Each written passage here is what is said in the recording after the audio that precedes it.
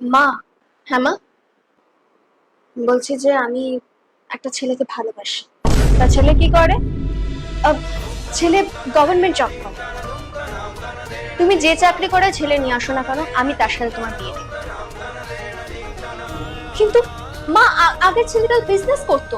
আগে ছেলেটা বিজনেস করতো তো কি হয়েছে? আমি কি বললাম? একটা ঠিকঠাক কাজ করা ছেলেকে নিয়ে আসতে হবে। ঠিকঠাক কাজ মানে এই বিজনেস করছে বা কি প্রাইভেট ফার্মে জব করছে বা গভর্নমেন্ট জব করছে, না না না, এটা কোনো ঠিকঠাক নেই, এতে কোনো ভবিষ্যৎ নেই।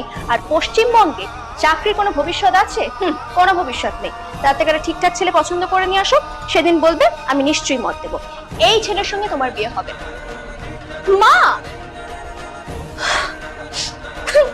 A few years later.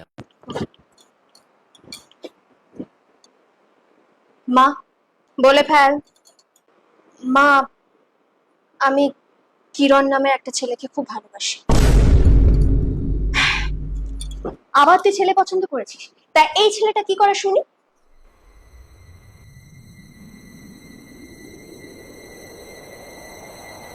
ছেলেটা ইউটিউবার ইউটিউবার।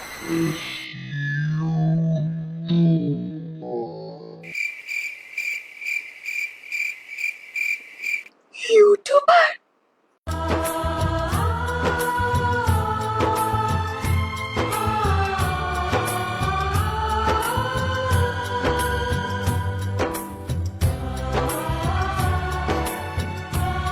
তা আমার জামাইকে কবে নিয়ে আসছিস?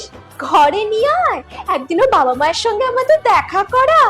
মনা, তুই যে এবার কি ভালো ছেলে পছন্দ করেছিস, একেবারে পারফেক্ট।